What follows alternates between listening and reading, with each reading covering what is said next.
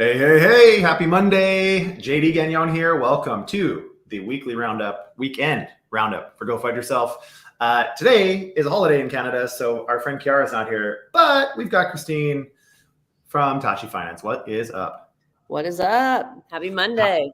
Happy Bitcoin Pizza Day. Whoop, whoop. All right, we're going to talk about that in a second. First, quick shout out to Persistence, cross-chain liquid staking protocol. Love the shirt. Not too often do you see properly fitted white merch, so I'm a big fan of this. What are you repping today? Looks like probably nothing. Probably nothing. Mm-hmm. If you're not familiar with Probably Nothing, check it out. I'm an advisor, so shameless plug. But anyways, super cool project. Okay, today we are talking about Instagram versus Twitter. What is Project Hippo, as it's codenamed at the moment? We'll be talking about that. Obviously, well, not obviously, but we're going to talk a little bit more about CBDCs, how that is evolving with respect to cross-border payments and some test cases that have been happening with the New York Fed and Singapore and a few other things. We're going to talk about RFK Jr. and his support for Bitcoin, which I think is an interesting political move. And lastly, some positive news, crypto hiring spree. Christine, you ready? I'm ready. Let's do it.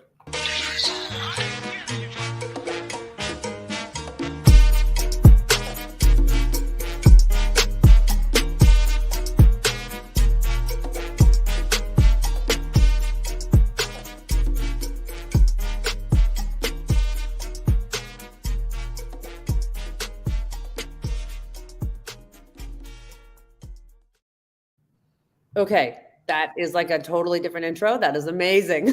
I was just going to say, you probably haven't seen that one yet. No. But I need one of those chains. Yeah. And maybe some more tattoos. But yeah, that's really cool. Our team definitely did a good job putting that one together. Okay, Christine, quick, get on Twitter, press the button to listen, and then request.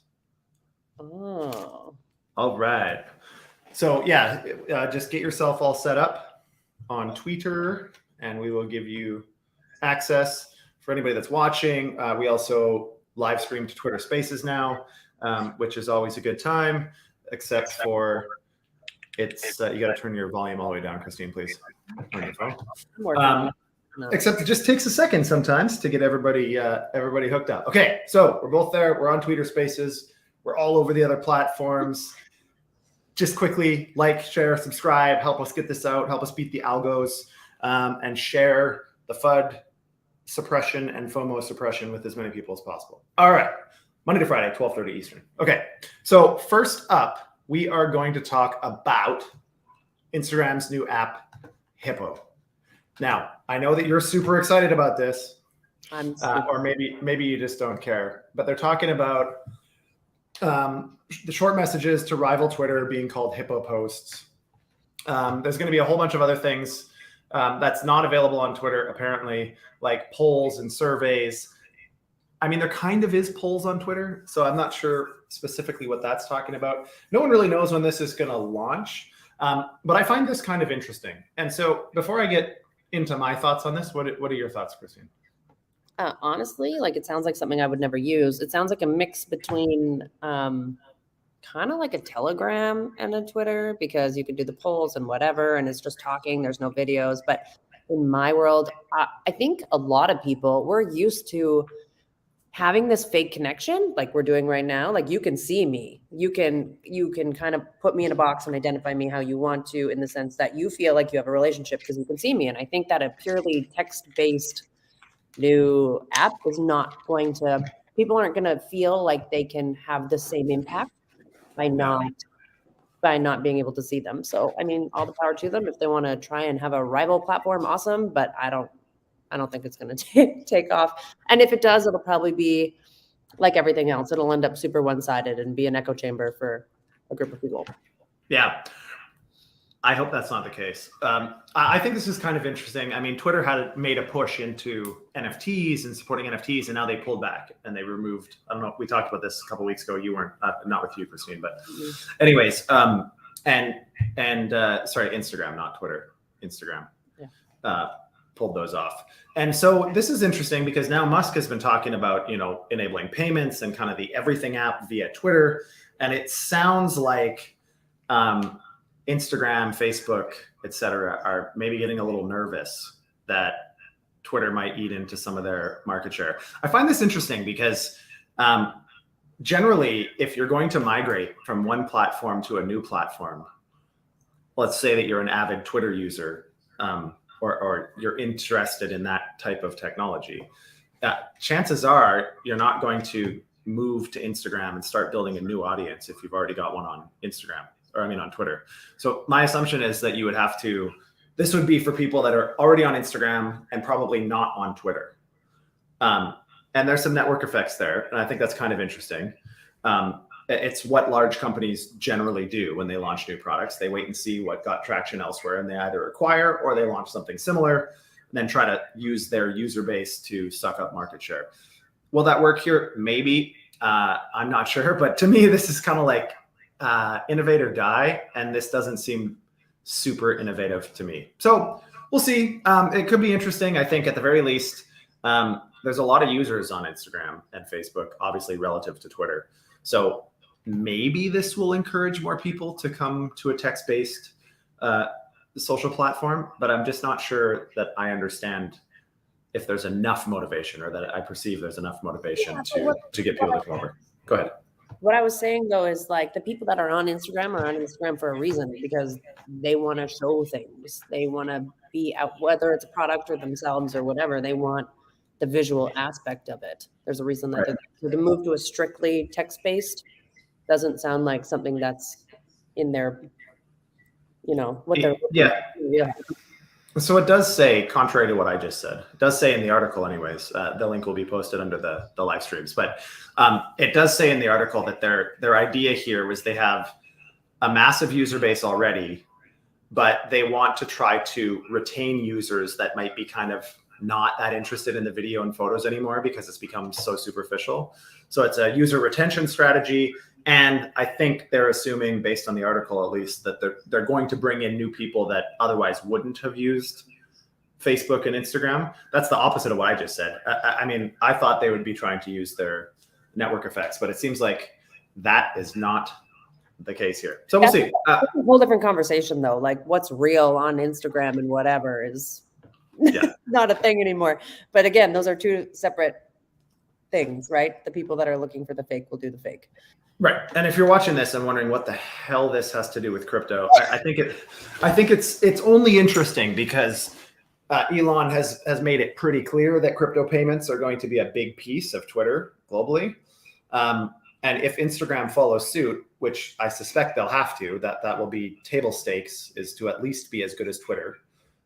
If they're going to try to attract users, that could be wildly beneficial for crypto if they determine to use existing crypto assets as some sort of means of transaction.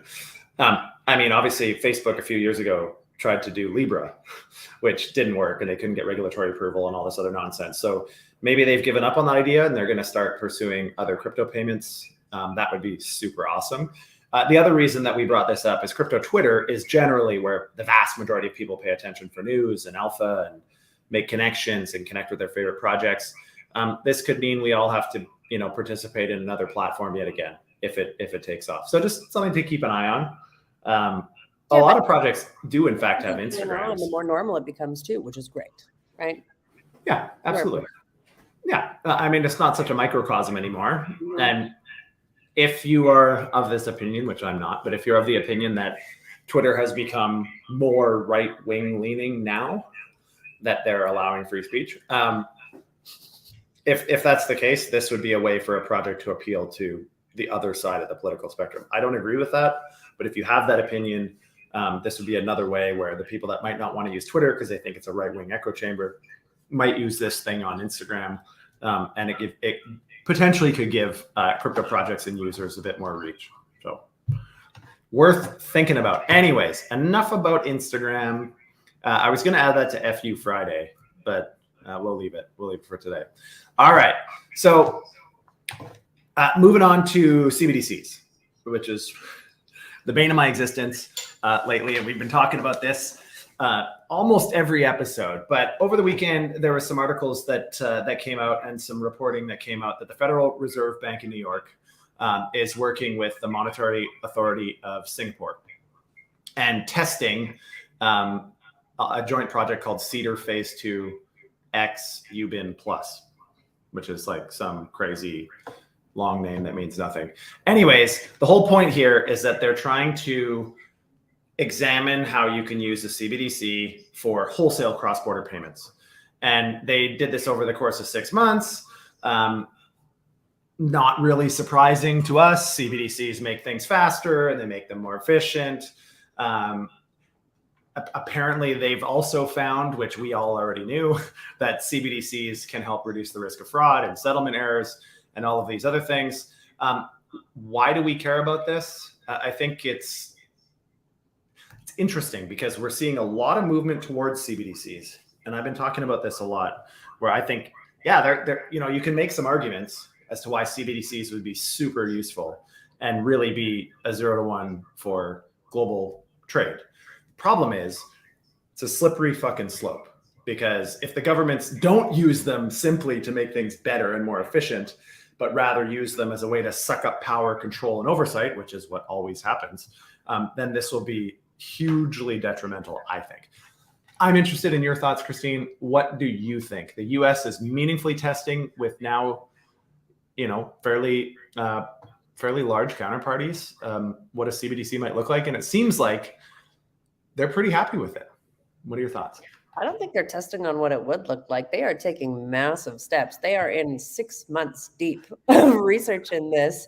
And, on one hand, they're like, oh, yeah, well, we're just thinking about it. We're getting their ducks in a row to see what it would look like. I'm like, no, you're on this game because you know how much control it can give you. Like you said, I don't think it's avoidable. So I don't think it's worth pretending that it's not going to happen. It is going to happen.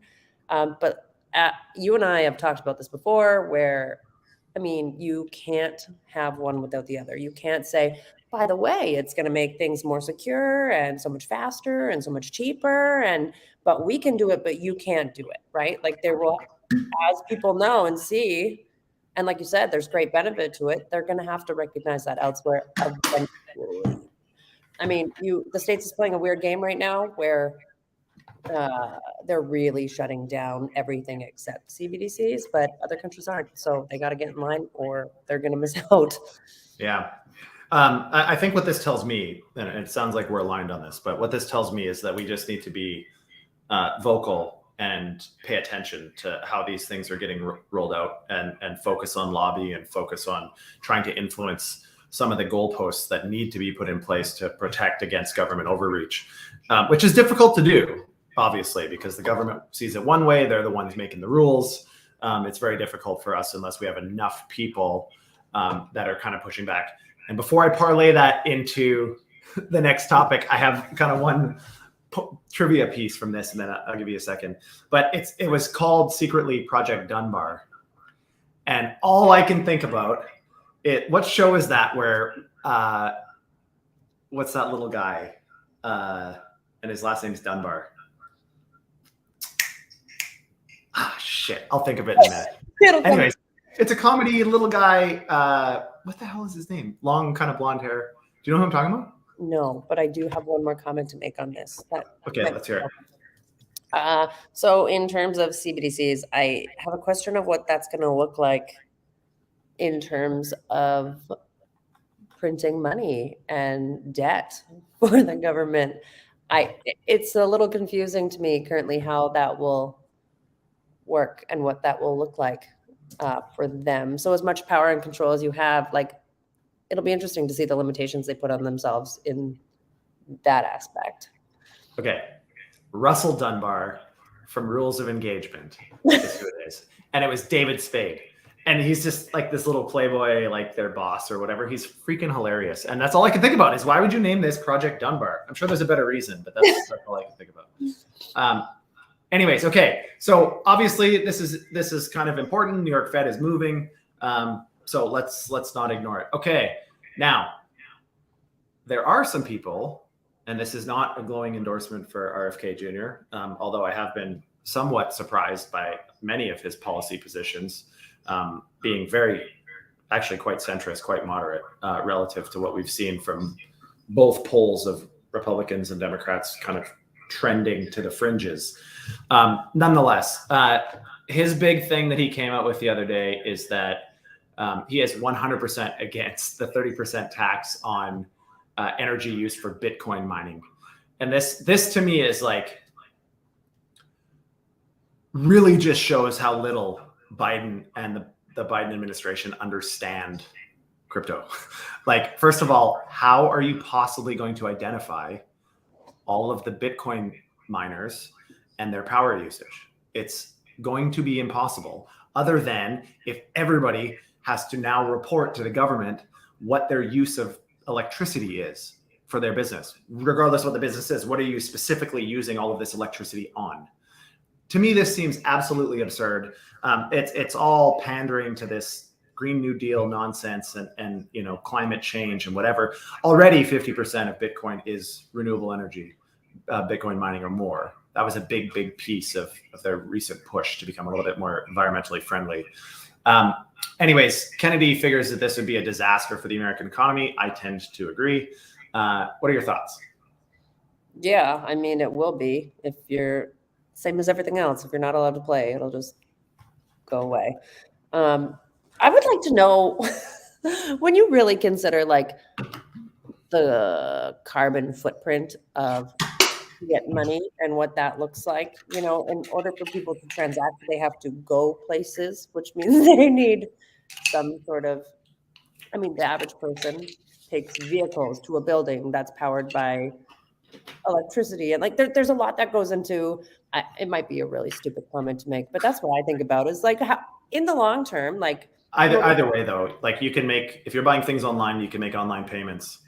If you're using Bitcoin as a point of sale, you're not saving any driving. You're either ordering it online, which you would have done at home, or you're at a store paying with Bitcoin, and you had to get there regardless of whether you're paying with fiat or Bitcoin. So I'm not 100% sure if it's the same, but I do think that there's a lot of indirect impacts of the fiat money system. I think you're right. Just all the banking institutions that are required, all of the people that have to work there to facilitate all of that. That's what I'm talking about. I'm not talking about just driving, but like the housing of all the places and the people and what happens. Yeah. That doesn't even matter. I think at the end of the day, like we're moving this way.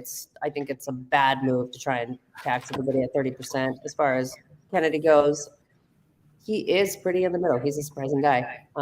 Yeah, he's an environmental attorney, so but he's also been kind of seen as a bit of a tin hat with respect to environmental protections and all of this stuff. So this to me gives this even more validation when he of all people is saying, listen guys, like this is crazy and it's not going to make a difference other than cause a whole bunch of problems and create this kind of self-fact loop of regulation. You add this other shit, then you regulate the shit out of it, which creates more jobs. And when we become more path dependent, and it makes it even more difficult to do anything. Anyways, what's interesting here, I think, is more and more people that I talk to that live in America are becoming versions of single issue voters. And if we were able to vote in America, which we're not currently, but I would definitely, I would be a single issue voter. I would vote for whoever is going to foster innovation in blockchain and crypto and be a steward of smart regulations and smart financial controls rather than a lot of the nonsense that we've been hearing. So it's refreshing to see. There are others. Obviously, Vivek Ramaswamy, I think we talked about this the other day. He's accepting Bitcoin for campaign donations and so on. So there's a few candidates out there that are like making this a part of their platform, which I think is a really smart move. There's upwards of 30 to 50% of all Americans have held a crypto. 1 in 4 households. 1 in 4 households. I think it's probably higher if you look at like the most common economic participants in society. There's probably a hell of a lot more. If you get rid of all the kids and you get rid of all the really old people that are probably never going to use it, there's a lot of people using blockchain. And I think there's more and more people opening up to the efficiencies and really what it can do for society and the economy. That this is I think it's a smart play. Go ahead. Yeah, I think a lot of that has to do with being like watching the government destroy everything. Like when they're so scared about what's happening, all people know is like, okay, I need to diversify. I don't have to know anything about this. I just put some money in and let it go. And like, hopefully something happens because people are on the edge of their seat right now. They don't know what to do. Yeah. Right. There's so much uncertainty that it's kind of pushing people in that direction. So. Absolutely. So definitely, again, I don't know all things to know about RFK Jr. Other than it's distracting to listen to him because of the medical condition he has. It sounds like he's like gonna pass out of lack of oxygen anytime. But anyways, cool guy, some interesting perspectives, interesting policy positions. So definitely worth taking a look at. Okay, we're gonna end today on a good note. So there has been, quite a few different firms at the moment, actually, that are sparking a bit of a hiring spree in crypto. And this is, in my opinion, this is pretty interesting. This is interesting evidence that maybe we're rounding the bottom of the bear a little bit. Not to say that this is the bottom of the bear or that we've seen the bottom already. I don't know that. I don't think anybody does. But this is definitely good. We went from 2022, where it was layoffs after layoffs after layoffs and companies going under and platforms dissolving and so on. And now we're seeing similar to what we've seen in previous cycles, right? We're seeing, and we always say this, bear markets are great for picking up high quality talent at appropriate prices, right? So during bull markets, everybody wants $500,000 a year and they're a mercenary and they're going to work for 5 projects at the same time and yada, yada. It's totally different. When it's a bear market, there's a lot more, people, the supply of potential employees is a lot greater than the demand.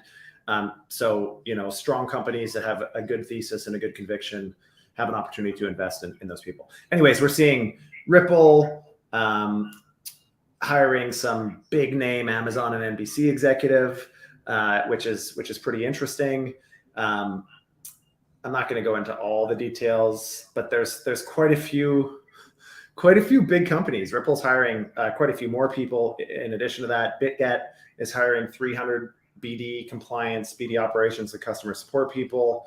Anyways, my point here is there's a lot of hiring happening, and it's impossible to ignore. How do you feel? Do you feel that there's some positive momentum here going into summer? Yeah, I mean, I don't really want to speculate on anything that's going to happen or not happen. But I mean, as somebody who is in this space, you just have to know it goes in cycles. And nobody who's here amongst our friends who is involved ever thought it was just going to die and fall off the face of the planet. So yeah, I mean, it's always nice to consider when we can say, hey, people are hiring again. It might mean that we're on the up and up, but it doesn't matter because it does matter. But the real thing is that the people who are still here, who are still building, are the ones that are really pushing for the future. And it's always been quality people. It's always been innovation and change and driving. And, this is just another one of those little ticks where we're like, still coming, still, like you're not going to stop it. It's just exciting to see. I mean, if you want to take it as a point of positivity to make you feel better, that's great. But that's what I need. I need hopium. Yeah, but there was never any doubt in my mind that it was like it just goes through its cycles, right? Yeah. I mean, you see the sentiment, right? Kind of shift like this. Generally, the fear greed index, right? So at the very bottom, everybody's most fearful, and then you see the strong, convicted companies. Just when you think maybe it's not coming back, like maybe stuff isn't going to move. It always does, and so I guess silver lining for today's episode is, there is some good stuff happening. I know it's easy to get caught up in the FUD and all of these kind of fear-mongering article titles and all this other stuff, but there's some good shit going on. We've got people at the federal political level that are definitely supportive of our industry and working to try to make that better.